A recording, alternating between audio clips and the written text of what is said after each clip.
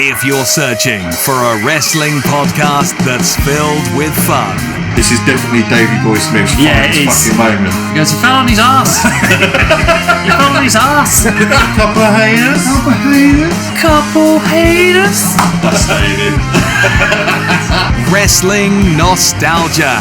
But I will take you back to May 26th, 1996. It was a stormy night. The wind was howling.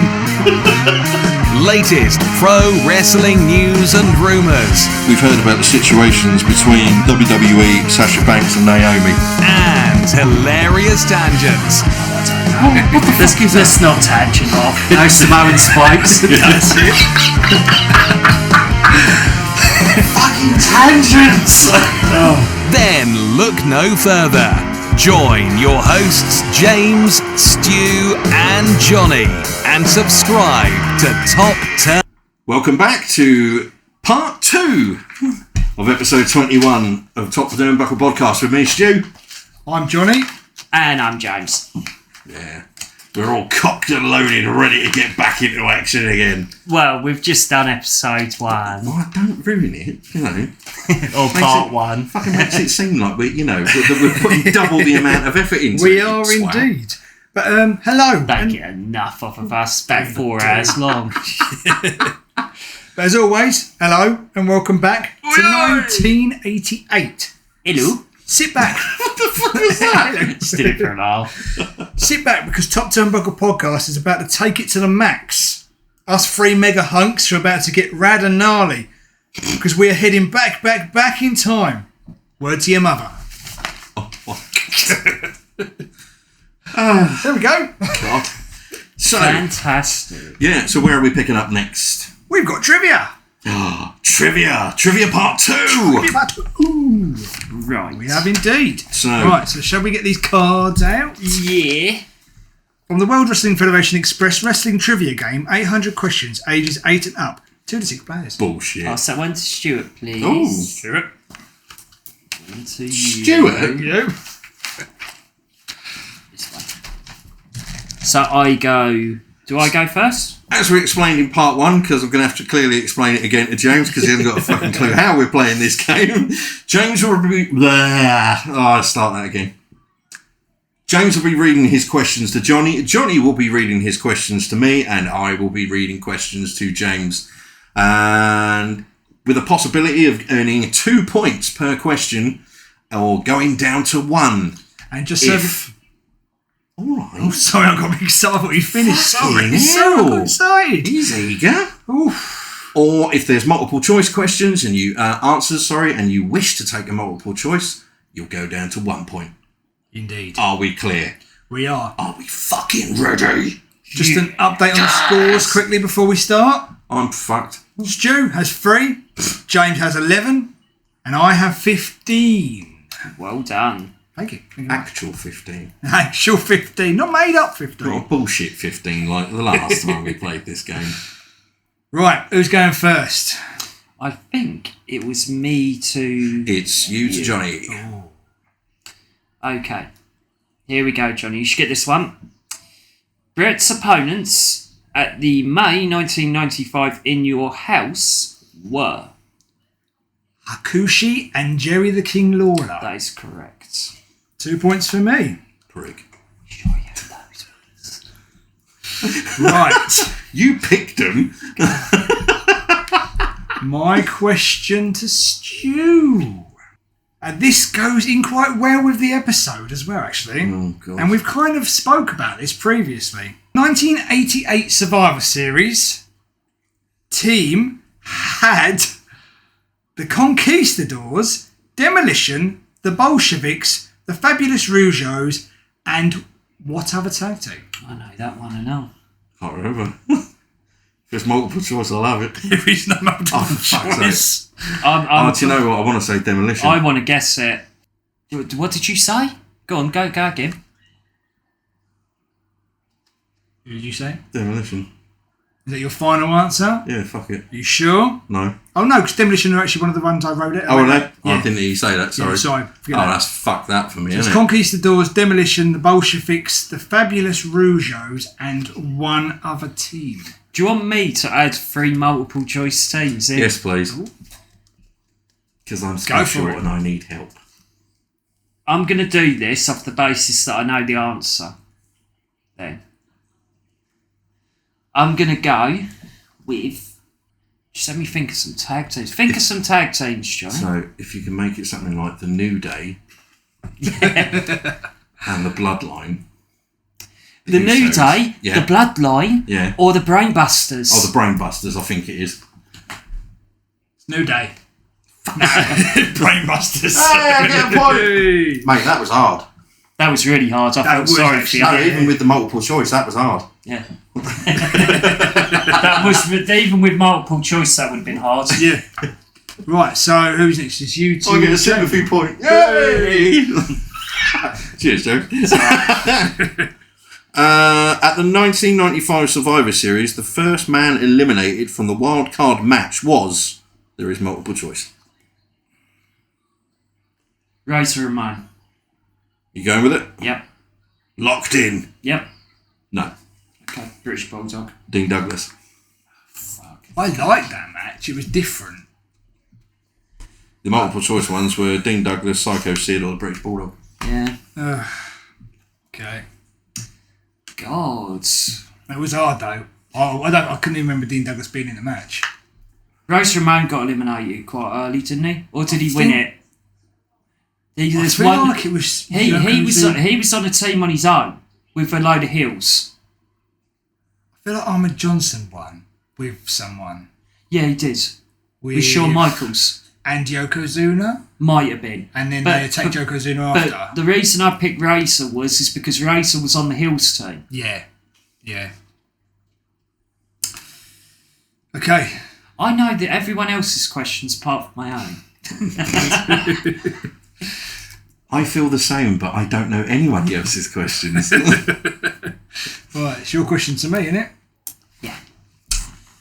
The name given to ring announcer Howard Finkel at WrestleMania 9 was...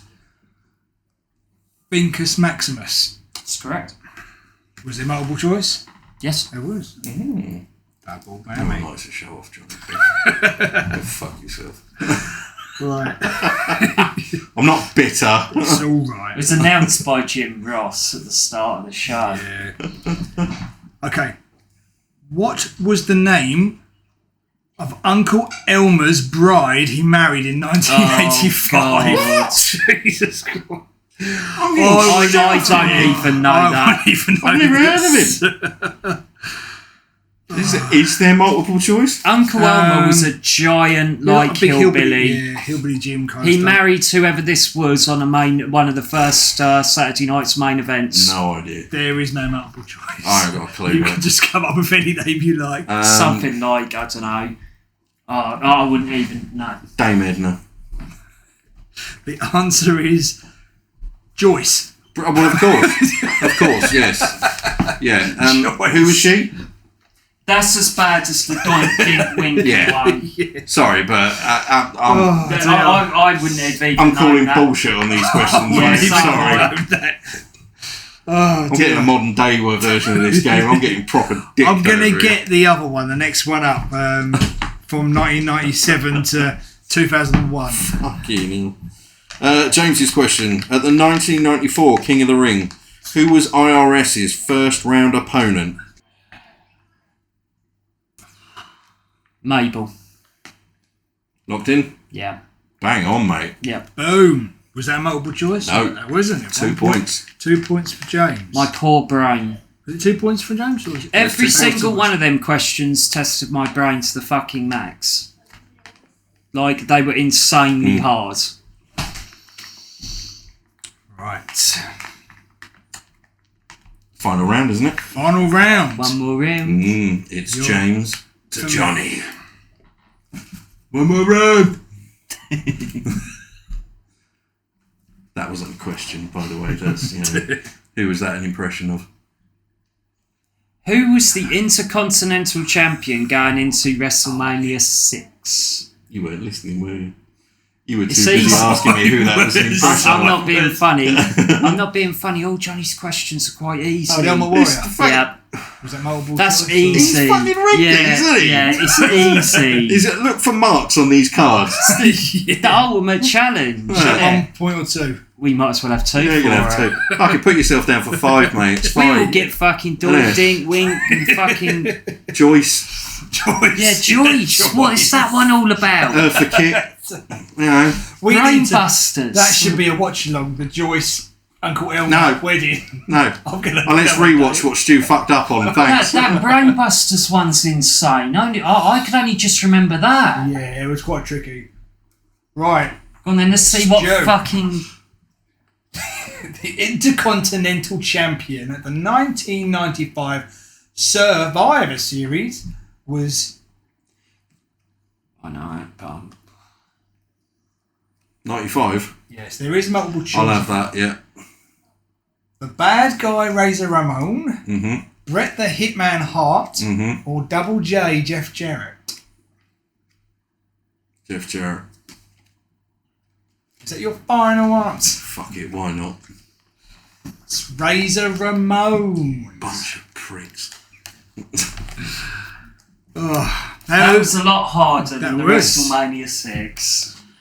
Have we got any more questions to read, or is that all? Yeah. You. Oh no. That is it. Yeah. Sorry. Yeah. That It's is me, innit? Have I got one more? Oh yeah, you have. I do apologise. Yeah, my apologies. Who was the first man eliminated from the 1989 Royal Rumble? The first man eliminated. Of what year? Smash. Bang on, mate. Yes. Boom. Was that 2 points? 2 points.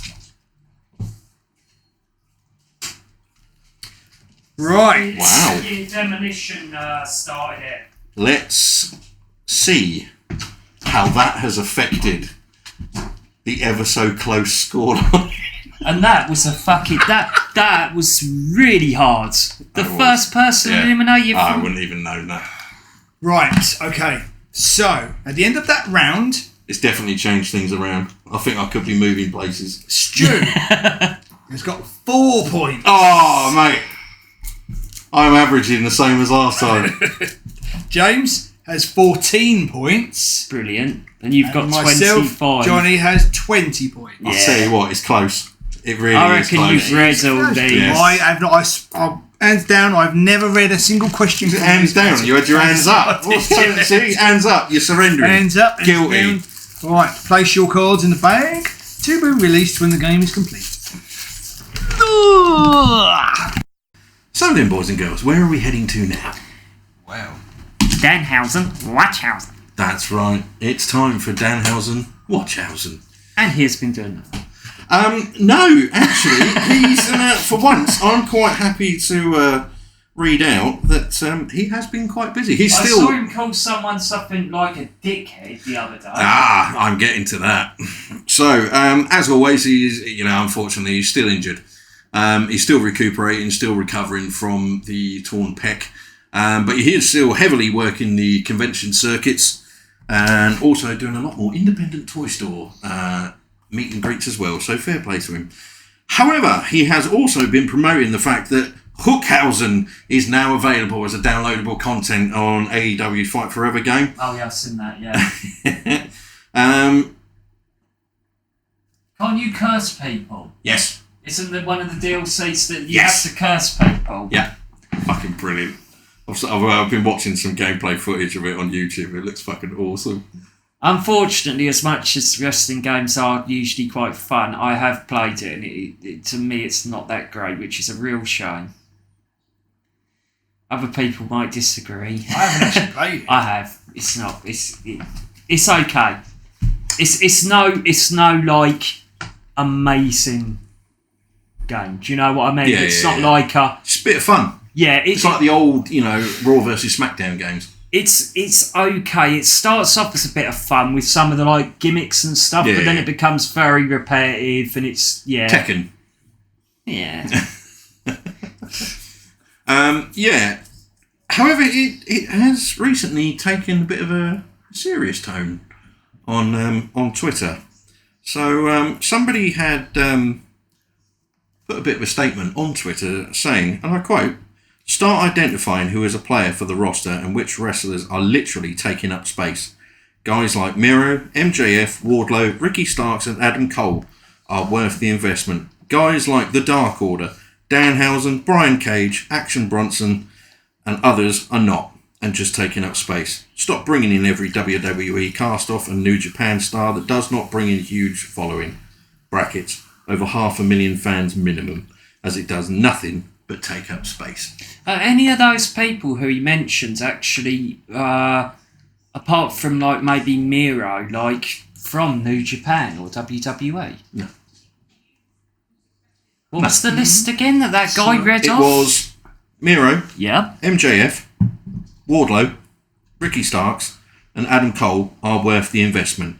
But guys like Dark Order, Danhausen, Brian Cage, Action Bronson and others are not, and just taking up space. But none of them are from. Are any of them from New Japan or WWE? No. So already, dickhead, you've already shit the bed by that comment. And Danhausen replied, "Yes, fire Danhausen. He makes the company $0. The person who wrote this is really smart and should definitely have a job writing." Very good. Yeah. And there was also another one. Somebody had also put, "I wonder if tagged Danhausen AD will ever actually wrestle in AEW." Danhausen replied, "Yes, probably when I am no longer injured. Sorry, Danhausen must have forgotten to tell everyone." I think, we always go on about this. I think the interesting point with Danhausen is I think they could be doing more with him. Yeah. I understand he's not active as a wrestler, such, yeah. but he could be a personality. His personality is the we've said thing this that all- draws. Yeah, we've said this all before. Yeah. And like, you got to look Do at you him agree, from... Johnny? Yeah. You put him on commentary or something like that. Just anything. You look at him from a fight like that dickhead that said he's taking up a waste of space. He's one of the highest grossing merch sales for AEW. The referee, I'm sorry, I'm just going to go on a tangent. Well. Yeah, that looked fucking nasty. The referee either is very close, but the referee on the rugby game that we're watching either got hit right on the point below the belt or the bollocks with a rugby ball. Yeah. And it looked really painful. It's like no sun in it, but it looked really painful. You know, just a tangent. Me and Stu just looked at him and went, "Ow." So like as I was saying, you know, he's a commodity. He is a commodity, whether you like it or not. You know, if you don't like his wrestling, fine. I don't give a shit. I happen to like him, but he is, as far as merch sales goes, one of the big ones. He's a good investment for AEW. The sad fact is, I just and we're just going to keep going over the same ground with it. So there's no point really with me saying it. It's just I think they should be using him more. Yeah. His personality is the thing that makes everybody entertained. Manager, commentator, anything, special referee, cameraman, anything. Security. Get him to do something different every single week, see where he's going to turn up. Yeah. Ticket sales. Yeah. They could just like camera at the beginning of the building. Merch stand. Yeah, he could do it. That'd be great. Food vendor. Where's he going to be this time? DX with food vendors. Why can't Danhausen be one? Yeah, that's what I'm saying. But Steve Austin one time was the beer Yeah. Do you remember that? Yeah. That was fucking great, where they've had him on the hot dogs and the beer. Oh dear. But yeah, there we go. Danhausen is in the news. Yeah. There ends Danhausen, Watchhausen. Very good. Very evil. Very evil. I can't do it at the moment. I have it. Sometimes I can do it, sometimes I can't. James is not a performing monkey. No. Not today, anyway. So where are we going next? We are going to the best and the worst of 1988. Okay. And this follows on from part one of the topic. So we can just carry on. As long as the listeners know that we have already done the top three. Yeah, we've started splitting our episodes up into because it makes it, one, look like we're doing a hell of a lot more work, and two, it gives your ear hole something else to listen to. Yeah, and I think it also gives James a bit of a break from sitting in front of a computer screen for fuck knows how long editing all this shit. I will edit this out, but yes, it really fucking does. I'd keep it in, mate. You work your arse off, mate. That's what I'm bigging you up for. I do. If it's okay with you two, I'd like to get my one out of the way first, because I don't really want to end mine on a shit note. Okay. I didn't pick a best moment because I thought this kind of stood out to me more than anything else, and I think it is a worst moment for that entire year. And it was an event from July 17th, 1988, and it was the murder of Bruiser Brody. Yeah. Bruiser Brody sadly passed away on that day in Bayamon, Puerto Rico. During an altercation in the dressing room, loud screams were heard Loud screams were heard by the entire locker room. Apparently, Tony Atlas happened to be the one who ran into the showers to find his friend holding his stomach, and with Jose Gonzalez holding a blood-covered knife. What I didn't realise about while I was reading up on this was because of the area it was in, and with the massive amount of heavy traffic at that time, it took paramedics over an hour to get to him. This is a really difficult subject to talk about because there's a lot of allegeds on this. Oh, yeah. That's why I'm just keeping it short and sweet. We really do know what was going on. The problem was even the paramedics have been called into question on how long they took to get there. All I can say is that... what's his name? I'll edit this little bit out so I'll hear it. What's his name? What's that guy's name who runs that area? The Puerto Rican guy. He was in the 1993 Royal Rumble. It's Carlos Colon. Carlos Colon. The problem is that the promoter, Carlos Colon, had an extreme amount of power, and there's a lot of things about that case which he obviously... That's all I'd like to say, is that he has an extreme amount of power. There was also another factor that came into it as well, which I didn't realise. As Bruiser Brody was 6'8" and billed at nearly 300 £300 in weight, so he could probably take about 20-30 pound off of it, and that was probably his actual weight. Paramedics weren't that big. They really struggled getting him out. No, which I find that a little bit hard to believe, because if they were struggling, I'm pretty sure there were other big guys there that could have helped. Yeah. Or would have helped. So, again, this, speculation in it. It was tragic.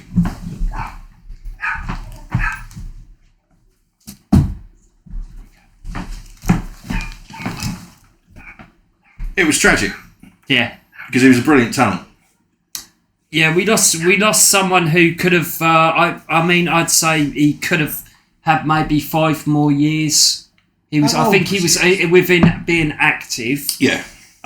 We're talking about from a wrestling point of view. Someone lost their life, which is awful. But from a wrestling standpoint, we lost someone who I think he was in his maybe 42, maybe a bit older, 41, 42. He was. And we could have had some wonderful match. We could have seen him in WCW on the early days, or I don't know if he'd have ever gone to WWF, but certainly... Yeah, he's 42. 42, yeah. It's a shame that wasn't a trivia question. I'd have got that. Yeah. So would I. I think I said it. It's a shame. Yeah. Yeah, it really is. And it's really hard to talk about when you put something out there because there's so much alleged over it. It's also a shame from, a lot of what ifs. A lot of, as we call them, legends of wrestling now held him in quite high regard.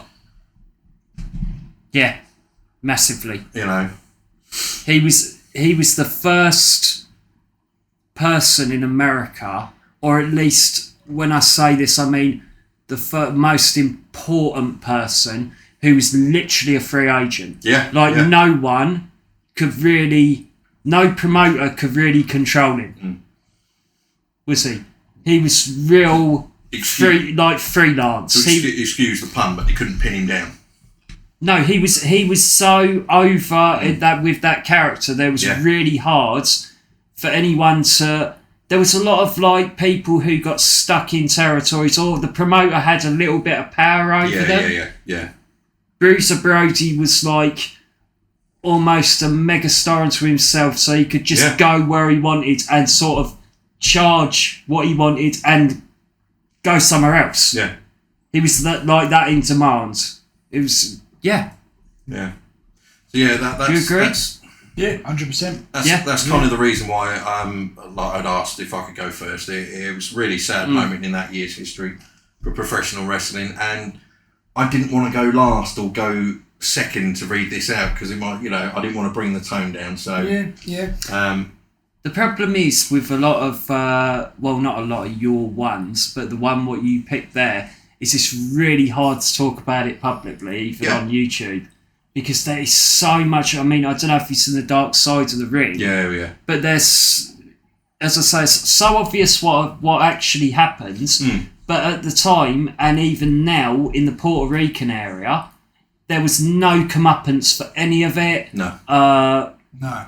And it was all it was all corruption. Yeah, I don't absolutely. care. It was all corruption. They all basically just covered it up. Covered their own arse and lied and said that it was self-defence, I believe. Yeah, it's a shame. It really is. I'm sure they said the police didn't do anything because the police thought wrestling was real. Right, I see.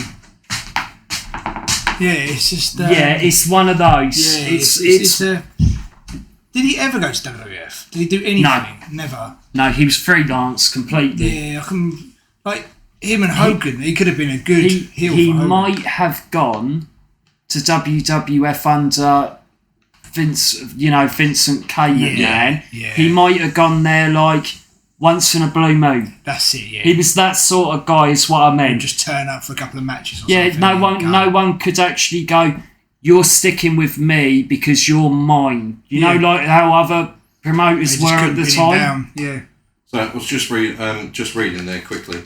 And I'd completely forgotten about this. So the knife, unfortunately, the implement that was used to kill Bruiser Brody was never recovered. Yeah, convenient. Yeah. That's what I'm saying. No, it was all convenient. And also 2 of the witnesses, part of the witness statements to testify, which were Tony Atlas and Dutch Mantell, the subpoenas sent out to them to take part in this court case were mailed 10 days after the trial had ended. Right. Yeah, it was all done like that. And also, no one really wanted to speak up because they were in danger themselves. I've heard Dutch Mantell's side of it. He was well aware of what happens in his mind, but he was stuck in Puerto Rico. He was there. Yeah. And the only person who really challenged them was Tony Atlas. Yeah. Yeah. Subsequently, he was acquitted. Well, there we go. Yeah. Yeah. That's So let's lighten the mood. that was a good pick. Yeah, yes. thank you. Yeah. Very good. Do you want to go? I can go if you like. Shall I do best or worst? Up to you. I'll do me worst because we can go back onto what we were talking about on the previous episode of 1988, and that was the AWA's 3rd annual Superclash pay-per-view. Enjoy. And you're welcome. So I've just spared you 5 minutes. yeah, I won't really cover the Jerry Lawler, Kerry Von Erich match. I don't think I need to. No. But I'll just talk everything else. So yeah, my first pick is a whole pay-per-view. It's Chicago, December the 13th, 1988. It was a cold winter's night. Yay! We got a weather update. That's been a while since we've had one. Yes. Christmas was in the air. And the AWA were set to hold their third annual Superclash. But it was pretty clear by this point it was the death of AWA. I don't believe that for a second. They tried hard to pretend to be this major promotion, but they way overshot what they could achieve. It was an absolute disaster. Now, the paid attendance for this show was 1,700. 3,000 tickets were given away for free. Wow. And most people didn't even turn up. Ouch. Okay, do you want me to go on it without notes and everything? If you want to. Right, so basically what this event was to attempt to try and compete with Vince. This was going to be every other territory that was still going. Most territories. It was going to be their WrestleMania. And the idea, which was far-fetched at best, was that everybody would come together and work on creative, all these different territories. Yeah. And they would all coexist. And what actually happened was Vince was the winner out of it all because they all fell out. So none of them could decide. And the reason why I kept saying we need to talk about the match, like the title match later, is because that was a huge issue. What happened was in that match is that they couldn't decide on who was going to win right until the last minute. And they'd put a silly stipulation in there of a no DQ match, so there had to be a winner. Yep. And what you had in the end was a stupid hodgepodge. It's very similar to Seth Rollins and The Fiend. That's the first thing that came to mind when I sat and watched that. But they booked themselves pure in a corner. Yeah, massively. Because Absolute Lawler bullshit. didn't want to lose. No. And neither did Von Erich, because they're both from different promotions. Yep. So no promotion wants to look like they're weaker than the other. Yeah. Nobody wants to come across as a lesser. Yep. And this happened with most of the matches on the show. Yeah. Basically. You can tell when you watch the show that no one really wants to work or coexist. No. Have you seen this show, Johnny? Yeah. It's horrible, isn't it? It is. And some of the stuff just doesn't even make sense. Like, I've got a few of the matches listed here. Yeah. You had Wendy Richter and the Top Guns. They beat Bad Company and Medusa in a match where it was announced that both the women's and tag titles were on the line. But really no one had any idea. The Top Guns were announced as the new champions, but later it was said the titles never even changed hands. No, they didn't, because none of the matches meant anything because everyone fell out afterwards and didn't go through with the storylines. Yeah. You also had Greg Gagne won the vacant AWA title by count-out. Is this the AWA title that Stan Hansen mailed back after he ran it over? I think so, yes. Have you heard that story? Yeah. Fair play. It's a dick move, but a funny one. You had a lingerie battle royal won by the terrorist. I don't even know that You is. mean Janice wasn't in it? No, she won it. Oh, Joyce, yeah. Oh, fucking joy. I'm watching that later. I'm not. You had Sergeant Slaughter versus I think Colonel... you should get a bonus point for that. Yeah, we'll give you half a point. Yeah. We'll give you a point. Oh, God, right. I want that put down on the I score will put now. that down for you. No, right now, before There you we go. forget. There we go. Bullshit. Get it on the proper scores. I've got to find a page. That's all right. I can wait. Where is it? I'm doing some filler music. James is shaking some go. stuff over there, mate. Done. The cat's just raised his head going, what the fuck are you doing? You'll probably beat the fuck out of me in a minute. No, you can continue. Okay. Thank you. So you had Sergeant Slaughter versus Colonel DeBees in a boot camp match that was so bad that it ended in DQ. It was Oh, crap. Colonel DeBeers. DeBees, that's DeBees. Yeah, that's fucking crap. Have you seen that? Terrible. But the commentators were saying that the crowd are like shouting USA and everything when they were silent, and one woman just shouted, "Slaughter, you suck." Yeah. It was terrible.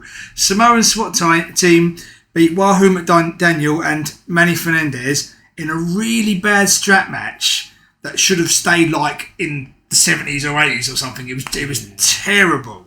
And then obviously you had the main event with Lawler and Cody Von Erich, which was covered before. Oh, it's brilliant. But then following that, you had Ricky Morton and Robert Gibson go to a double DQ against Robert Fuller and Jimmy Golden, and at this point, most of the audience had already left the building. Yep. The show was considered a critical failure. Greg Gagne ended up hoarding any of the money the show made.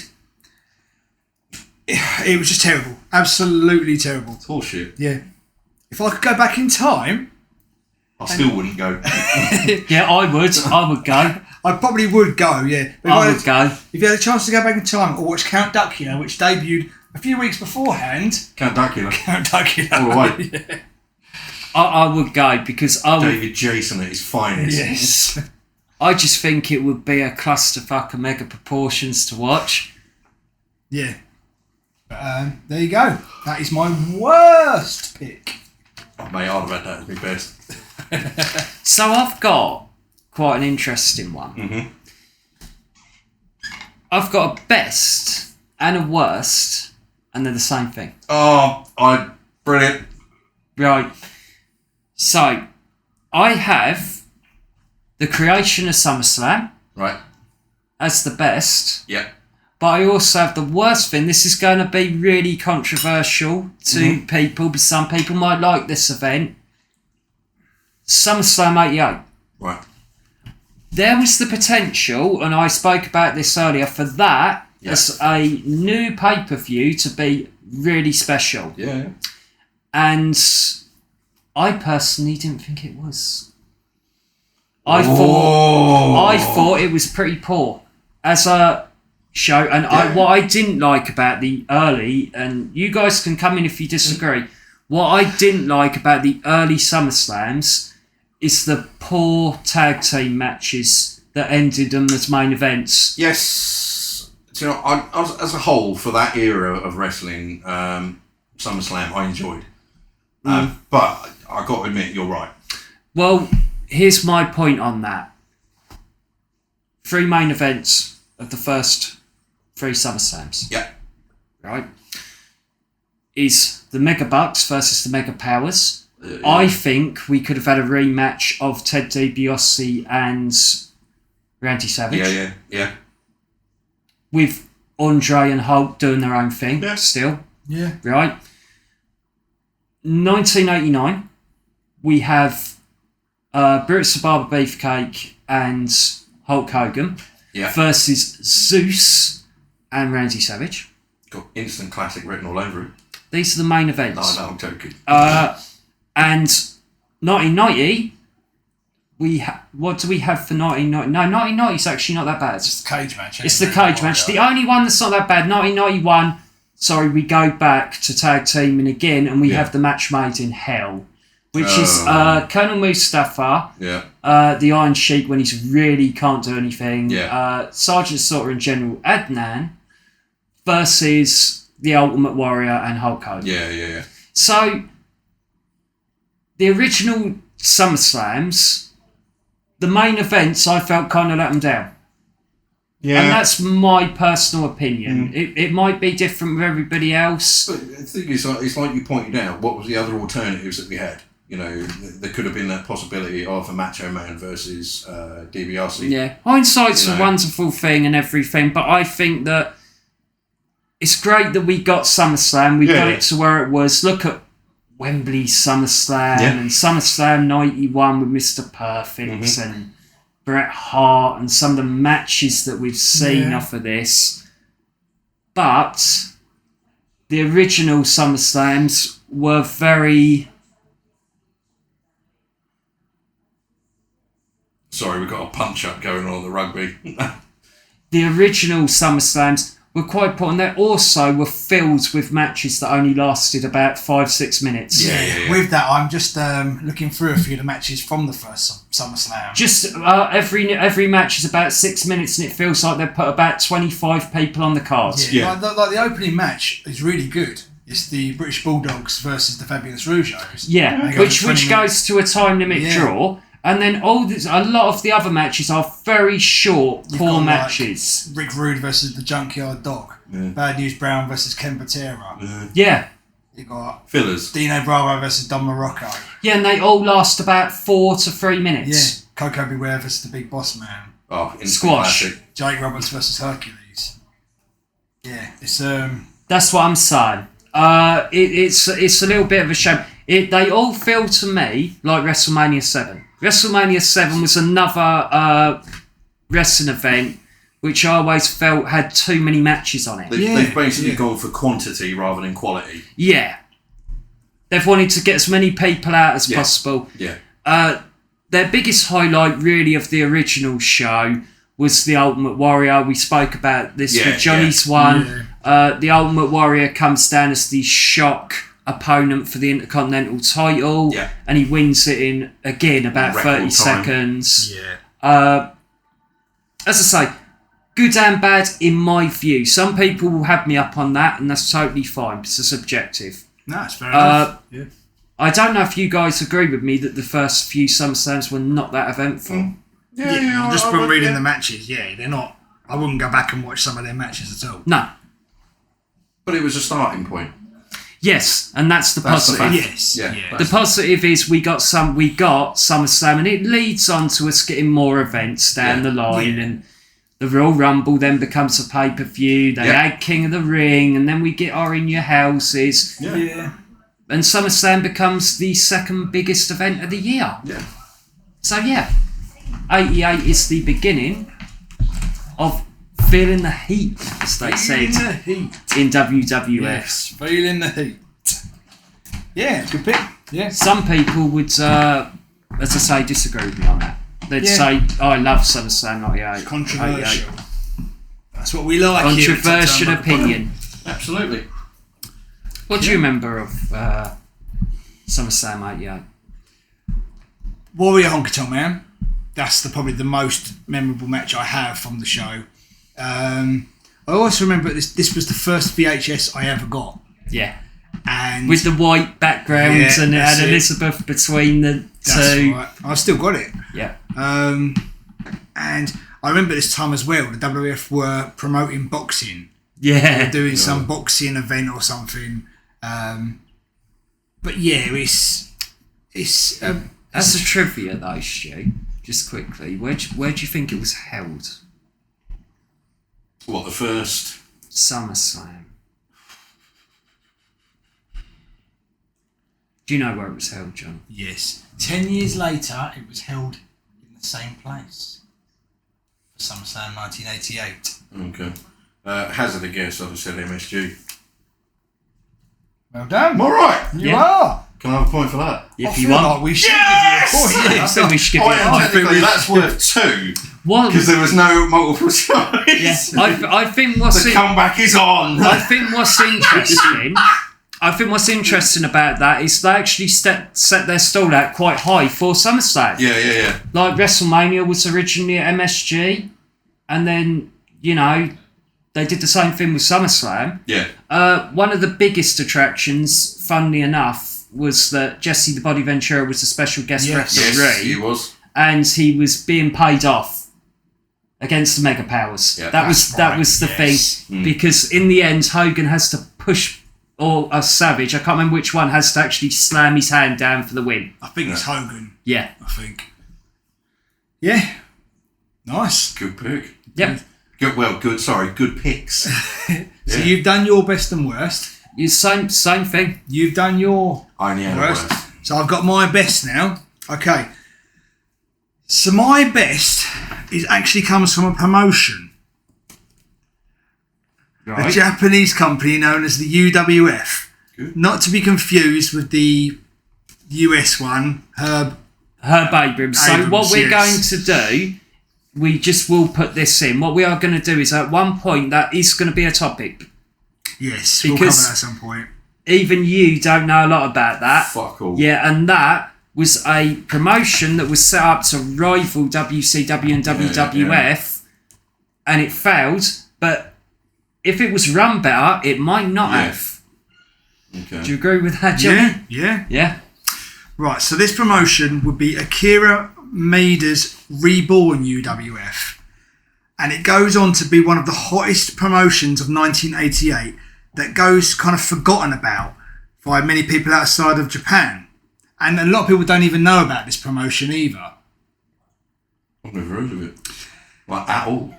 Well, the original run for the UWF ran from 1984 to 1986, and it was formed by wrestlers that had left the New Japan Pro Wrestling. Is this the one that they portrayed as real wrestling? Yes. I know what it is. Did it have Norman Smiley in it when it come back? I can't remember. I know Bob what it is. Backlund appeared in it. Yes, it's the same one. So it didn't work out that well, but in 1988 they decided to give it another shot. Yeah. And it was now known as the newborn UWF, Universal Wrestling Federation. Mm-hmm. This company had no TV, the wrestlers had no gimmicks, wrestling was seen as a pure sport. There was clean finishes in every match. Even the main event superstars did clean jobs. Now, their debut show sold out in 15 minutes, taking 92,000 at the gate. Fans even camped outside to get tickets, with 6,000 people being turned away once they sold out. The line formed 4 days earlier, and wrestlers even hung out with the fans in line buying them food and drink. Now, another show by the 30-minute mark, the box office had taken 1.5 million for their second show. Shit. And another show was when all was said and done, the gate took nearly 5.6 million, including all merchandise sales. Fucking Just hell. for one show. A lot of people thought their success was going to be a one-off, but then they sold out the Tokyo Dome in 6 hours. Wow. On August the 13th, 1988, Akira Maida's match with karate champion Gerald Gordia, I think that's his name, sold out the 12,000-seat Coliseum to take 500,000 in the first day. Yeah. Now, Akira Maida, if you haven't seen him, who started up this promotion, was so good at his style and revolutionised the way wrestling was looked at. He wasn't the most charismatic guy in the ring, but he had this aura about him. His kicks were lethal, he was hard-hitting, and he was brutal. Got shit done. UWF made wrestling realistic and forced other promotions such as All Japan to follow. So, Okay. what's interesting though is that for a long time, from my knowledge, and I could be wrong, and I'm sure someone will have me up on it, is that the problem with the UWF in Japan, as I now know fully what it is that it actually did tell everyone it was real. Yes. Right. And the problem was it wasn't. That's it. And that's what caused the fall. Right. Okay. So in other words, it would be like UFC telling everyone now we are legit, we're full contact, then everyone finding out you're not. Do you know what I'm hearing? What I'm hearing is The Only Way is Essex. It's all filmed real life. It's not. It's scripted. The way it's done, because I've watched a lot of this. Norman Smiley was there. Yeah. The way it's done is that it's a legitimate competition. Yeah. There's no frills or bullshit. It's pure wrestling. And like contact fighting. Yeah. You know. Yeah. The problem was it wasn't. So really they were just doing wrestling. Yeah. Pretty much. Yeah. But they were saying that they weren't. Yeah. That was the issue. Yeah, it was fabrication. They were selling something that wasn't the actual And I legit think product. I think that in the end the fans felt a bit shafted. But this Akira, who was the owner of it all and everything, who started everything, he was so stuck in his ways, he had the opportunity to take it to that next step. Yeah. And to show everybody like what was actually really going on and stuff. Yeah. But behind the scenes, he was such a horrible person that he just refused to do it. And because of that, after all the success that he'd had, with him not changing, one little thing made the company just not work. But wasn't that the true idea, that to try and bring the kayfabe in the side of Japan back, where everyone believed it was real? Yes, I think so, yeah. It was part of that to it. Yeah. That's what he wanted to do, but the problem was the cat was already out of the bag and really it looked like fraud. Yeah. Because everyone had been sort of, the curtain had been raised. Yeah. So And he was trying to pull the wool over everybody's he eyes. was basically still trying to go with it's definitely real, my stuff is real. Yeah, that New Japan stuff's bullshit, but my stuff's real. Sussed it. I don't know if they did at first, but they all come to find out.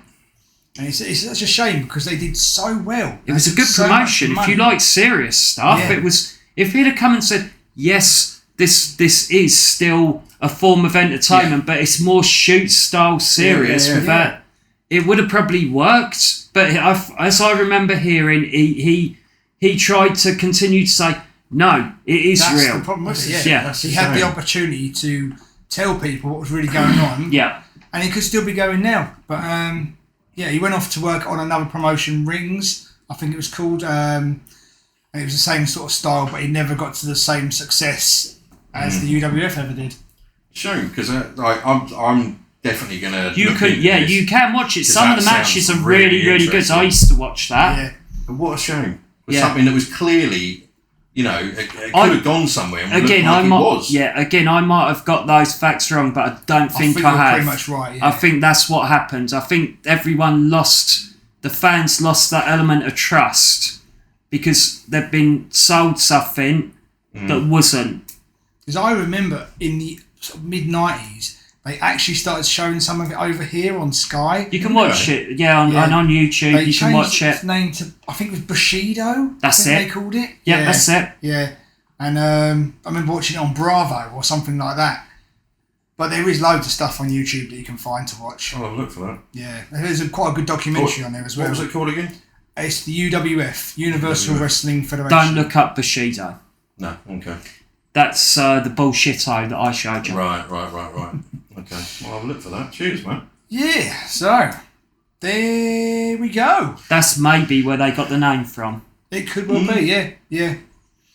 So all that's left is another performance. Well. Before jumping in. Hold on there, Skippy. I posted something on social media a little while ago before we actually recorded. I think a little while actually before I set off the drive round to Jones's. And it was... I posted it on our Facebook page because I just wanted to see the reaction that it got. And...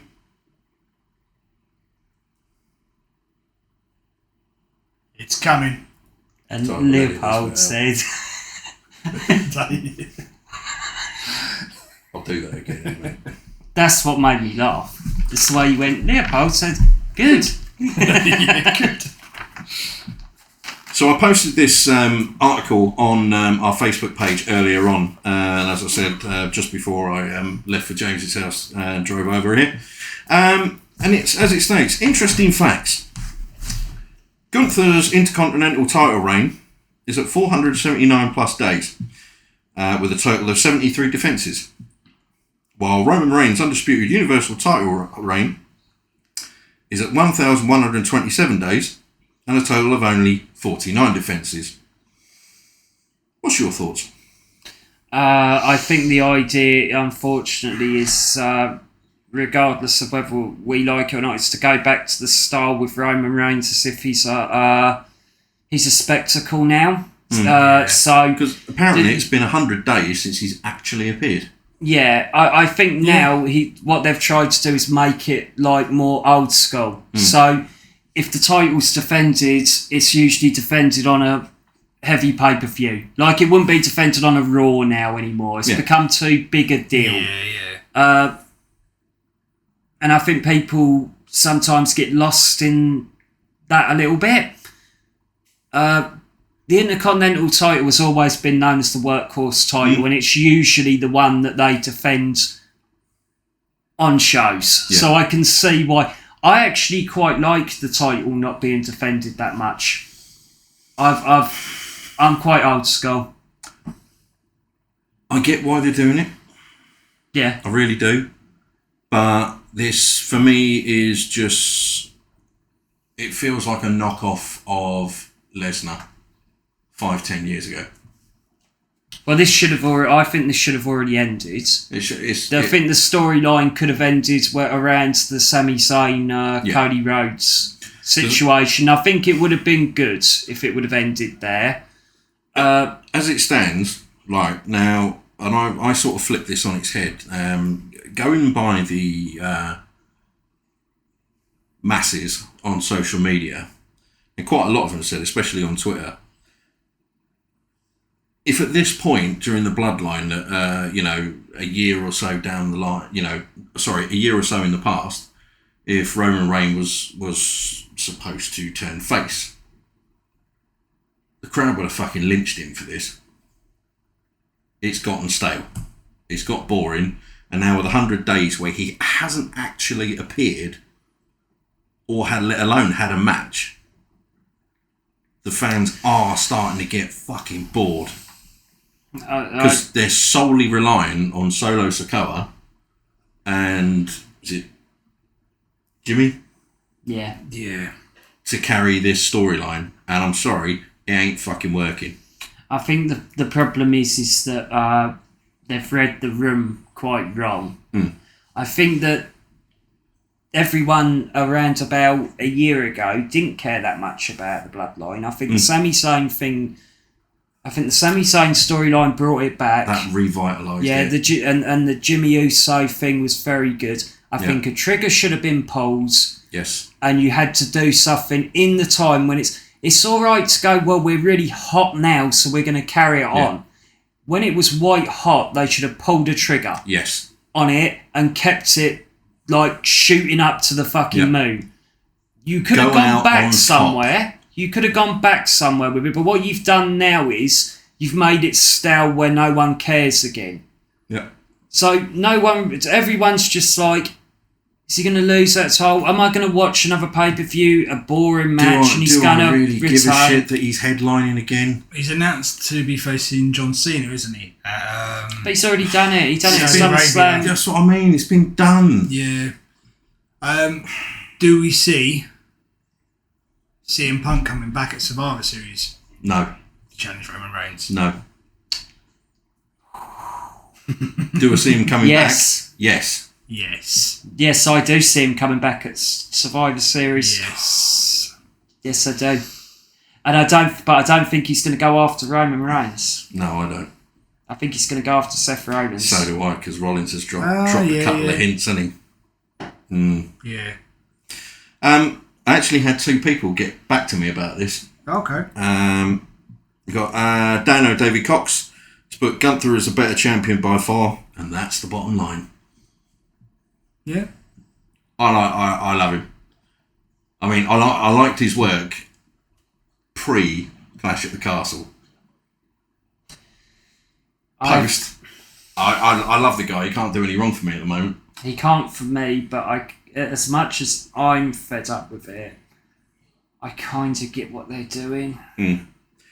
They've created a megastar out of Roman Reigns. The problem is that you've got to at some point pull the trigger. Now they've got in these positions before where they've allowed things to get too stale. Whatever they decide to do has got to be done by WrestleMania 40. Yep. If they go over WrestleMania 40 with this anymore, everyone's just going to really lose. They're not going to give a shit. When is the next person to beat is Hogan's record?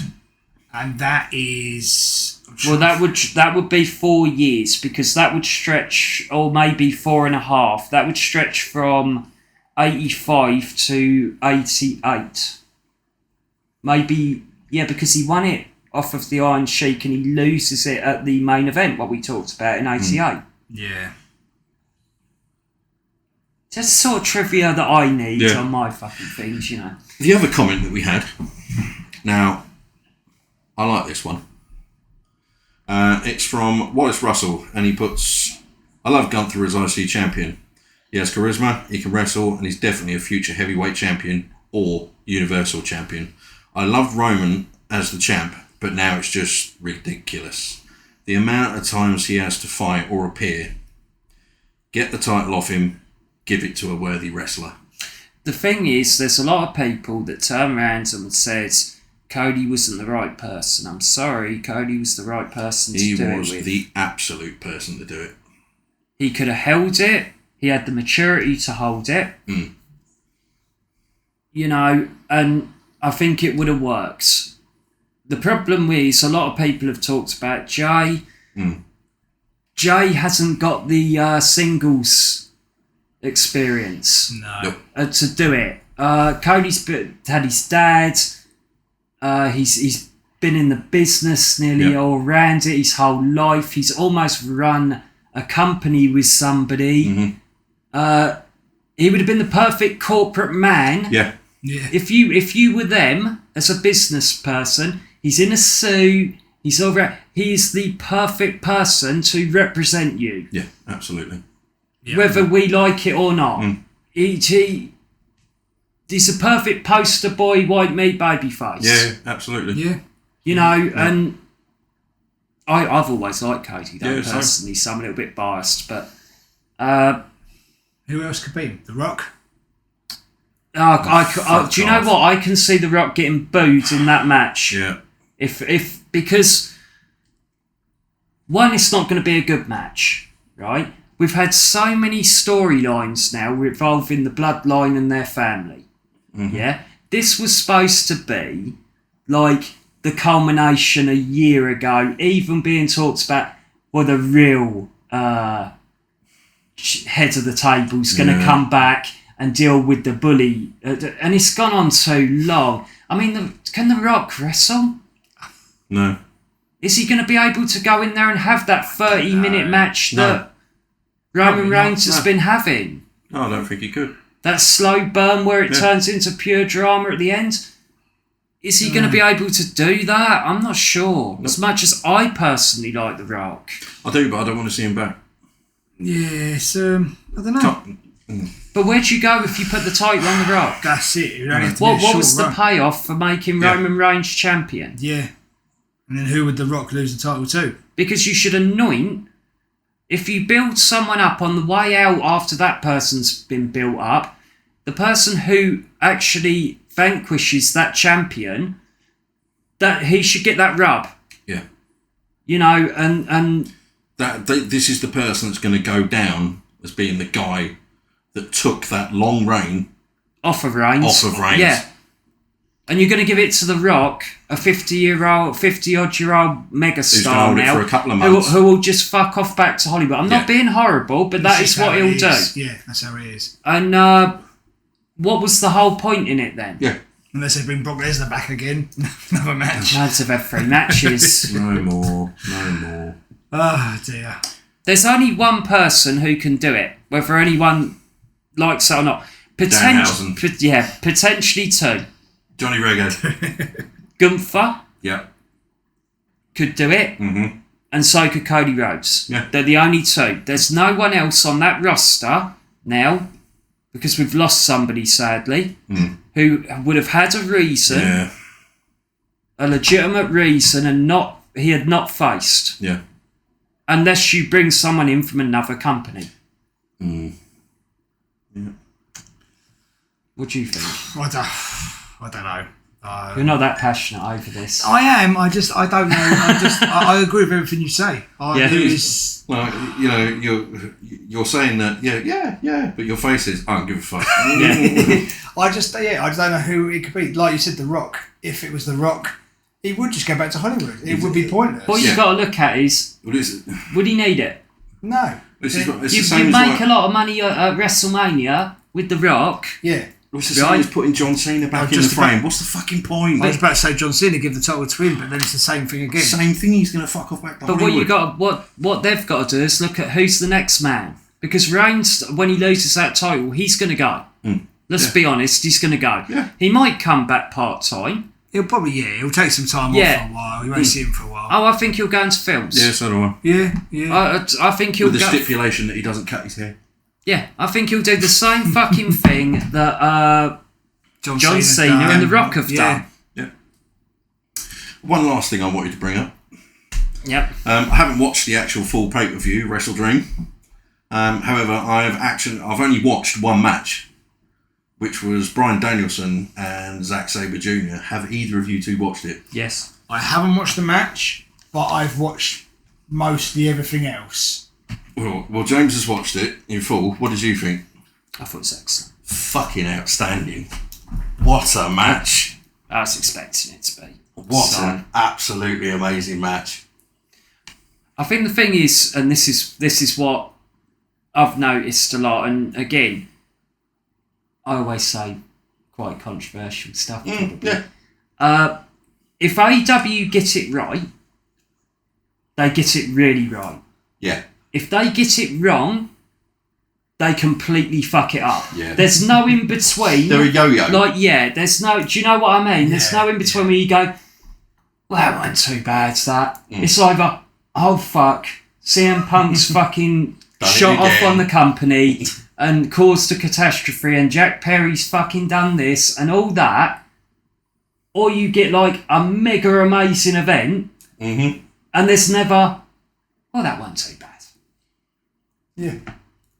They need to get it. Well, that weren't too bad, and that was amazing. Yeah. Instead of having these big. Do you know how? Up and down. Yeah. Do you know what fucking so and so in the back did to so and so like that, and you know, or make a silly gimmick match and the fucking things all break in the middle, and poor Eddie Kingston has to sort of pay the price and fucking lay there. Well, I'm With talking his middle finger. Yeah. Good old Eddie. I'm talking about that explosion. No, I know. Oh fuck. Fuck you know.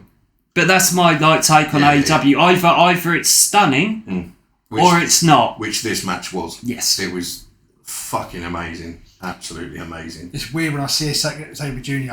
I always remember meeting him when he was like 17 years old. Really?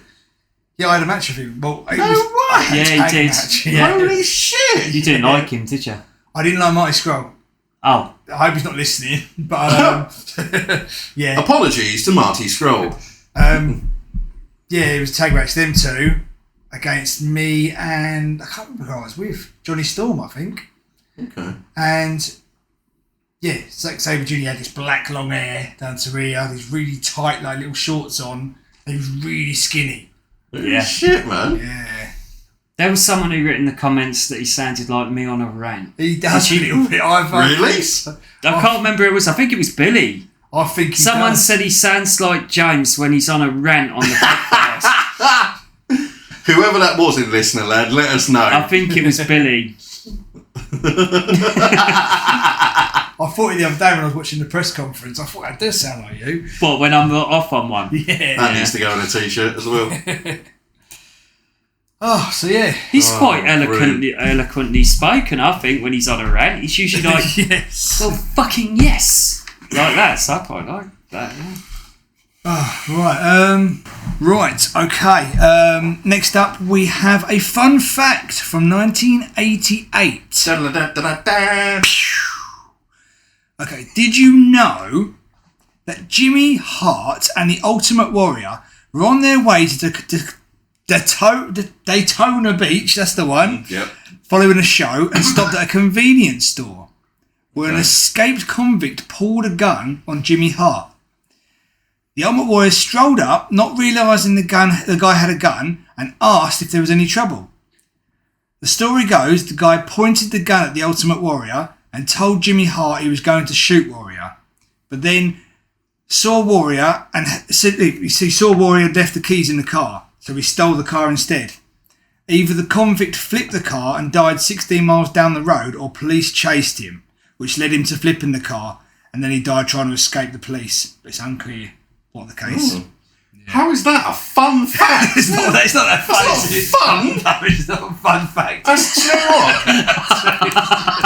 Do you know what? That's like turning around and saying, "I'll watch this brilliant, entertaining film at the weekend." Oh, what was it? Schindler's List. Yeah. It was really confusing as well. I don't know if it's because I'm watching the I rugby. was wondering where the fun element of this was coming in. I think it was just Now- fun with Jimmy Hart and the Ultimate Warrior. I know that Oh my God. I know I've been watching the rugby, right? But we need to, at some point, we've been putting these films on the list, and I told you guys about that film. Yeah. Did anybody look that film up? It's so fucking bad. No. What was it? The Ultimate The Warrior one with the one. Ultimate Oh Warrior. no, I haven't. Oh no. my god. No, I will do at some point. We still I need to will do. watch Sting It's the movie. about... Yeah, we do. Don't ruin it for me. No, I'm going to tell you, just what it's about, This right? is another tangent. Do you know how many of these fucking things we've had tonight? I'll edit something. No one would have made it this far. They don't hardly do anyway. But what it's about is there's a cure for AIDS, right? Yeah. What? Yeah, right. But there's this one group of people who have this cure for AIDS, and they live in like a place where there's no rules or no law, and then there's this normal part of the world, right, or country that has laws and things like that, and they have to go for some reason, which I still haven't worked out, right? They have to go into the place where there's no laws and fight in a like, sort of. Best of the Best 2, when they do the underground fight thing, they have to go and fight in there, and I don't know why, because this is about, like, science, and the Ultimate Warrior is in it, right, as one of the big, like, champions, right. But he's called the Swordsman, and he uses a sword. So he's got all these muscles and everything. You expect him to be a big motherfucker who picks people up and throws them about, but he's actually a master of... They've given him the Conan treatment. Well, he's like good with a katana. Oh, right. But he's got all these muscles. He looks like a hard motherfucker and then he pulls out a sword. But he doesn't need the sword because it looks like he could rip someone's head off anyway. And you need to see this. At what point did you still think you were selling this film to us? I didn't. What year was this made? 1993. It's supposed to be a cross between, and anyone out there who's got this far who's seen it, you can let me know if I've totally got the story wrong, because it felt like I was on acid when I was watching it, right? So, like, the story is not even really involved. Right. One of them sort of films. It goes past the point of what it started out. And it needs to be watched by a soul. Right. Sitting here. So I'm in. Yeah. What is it called? Oh, I forgot what it's called now. I put it in the chat to you guys. I saw, like, some of it. I couldn't watch all of it, so I had to skip it. That's probably why I didn't get the story of it. Firepower. Yes, that's it. It's a cross between Demolition Man and Judge Dredd. That's what they say. I think the whole movie is on YouTube. Yes. Right. We're going to have to post the link for this on YouTube. Yeah. We will do. Yeah. Like, out of interest, Johnny, what does it say it's about? Have I, like, got it anywhere close? This is wrestling related. Tangent 32, please. In the near future, You've done those tonight. In the near future, street gangs have their own city zones where cops can't go. Yes, Two tough cops are sent undercover in one of them to investigate an illegal cure for AIDS. Yeah. Pretty much nailed it then, didn't Wow. I? Yeah. Yep. In the year 2007, crime has risen. Two men triumph against all odds in the Hell Zone. Alive, or will they pay with their lives? I don't really know why the cure for AIDS is in the Hell Zone. That's what I didn't get. Like, why there's a fight pit in the science area where they've made a cure for AIDS. Like, why you battle to the death in that area. We need to watch it. Yeah. We do. Maybe you guys can figure it out while We'll watch it.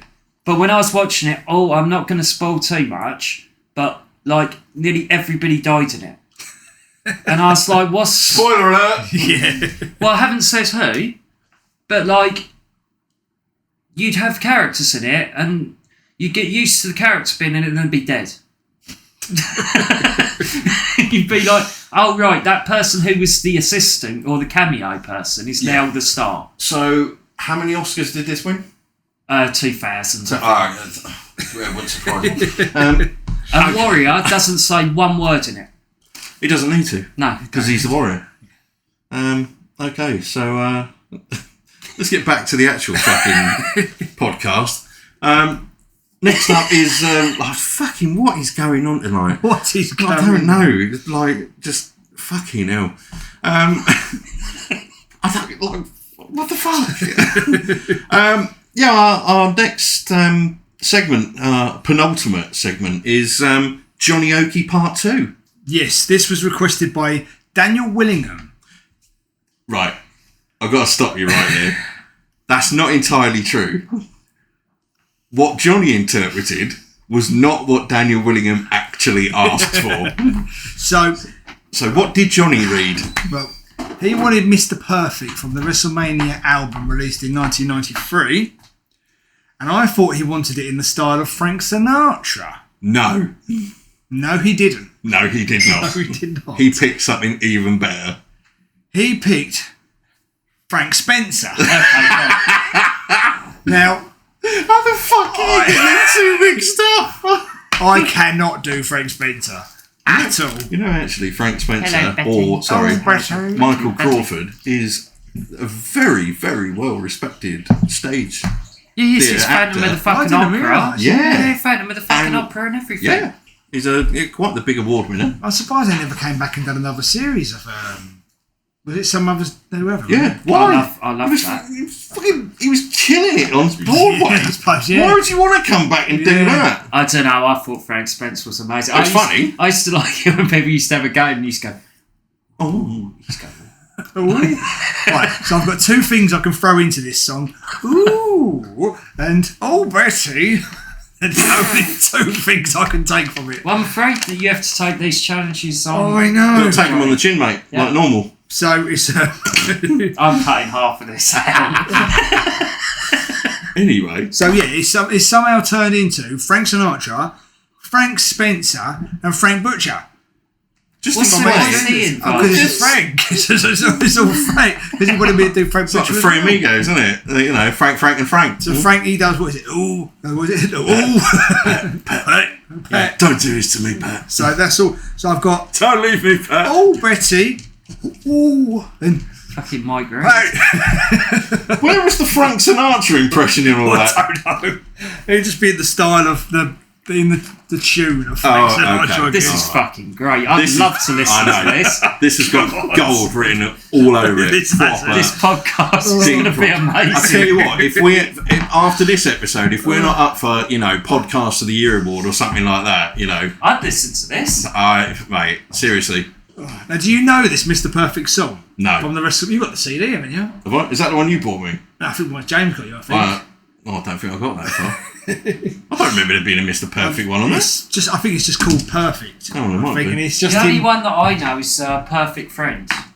No, this one is basically just talking a promo Have you heard that one, Stu? Tune. No. That's Macho Man Randy I need Savage. to do one of his songs at some point. I was going to buy you his album. I'd like that. Yeah, I know. That's why I didn't get it. Yeah, go on. Right. So, yeah, it's about like the 6th track into the album of WrestleMania.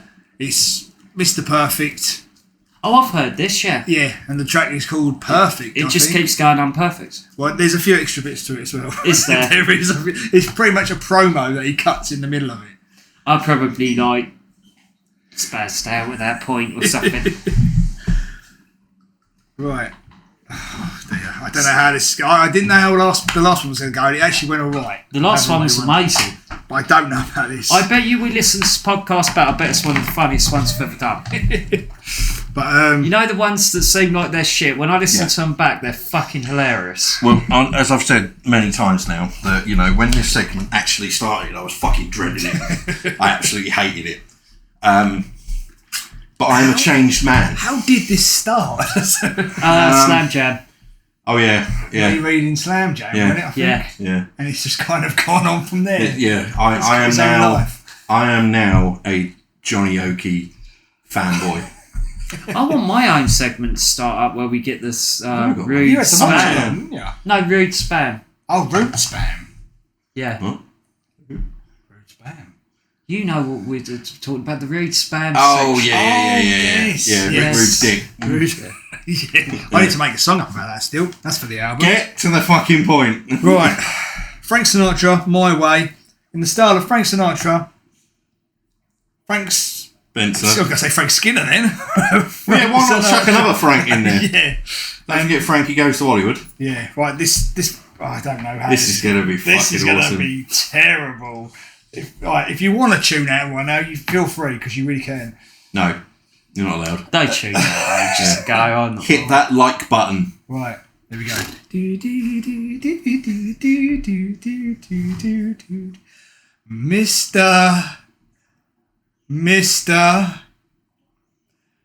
Mr. Kennedy! Sorry. Mr. Perfect. Mr. Perfect, Pat. What you looking at here? Oh, it's Mr. Perfect, Betty. It doesn't get any better than this, Pat. Bottom line. Bottom line, Pat. There's only one Mr. Perfect. Oh, and everyone knows it's me. The greatest wrestler, Pat. The greatest athlete, Pat. The World Wrestling Federation has ever produced. Oh, Betty. Mr. Perfect. Mr. Perfect. Mr. Perfect. Who is it? Perfect, Pat. Mr. Perfect. Mr. Perfect. Mr. Perfect, Pat. Perfect. I don't. How's Frank Butcher coming? I stand for wrestling. I fucking choked. And that's what I do best. I'm perfect. I don't know what that was. This has gone. But if you want to fix it up, says. and you want to have a fist fight, I can run faster. I can jump higher. I can do anything, Pat. I just want to know what Frank that was. Than you. Oh, you know why? Oh, I don't know what that was either. That was definitely Sinatra. That's because I am what I say I am. I'm perfect. Very good, Johnny. I don't know what's happened there. One word. I have a question as well. Oh, please. Right. Where do you get the lyrics from for these? I either have to. A lot of the time they're on Google, so you can kind of find them. It takes a little while sometimes, but other times I have to listen to it and actually write them down. What crazed mind has actually written them down? I don't know. That I didn't enjoy. Simon that Cowell. Yeah. I bet you that one sounds good. Back. I don't know. Frank Sinatra. No, Frank Skinner. Frank Spencer. Frank Skinner. Frank Spencer. I don't know where this is the in craziest episode we've ever done.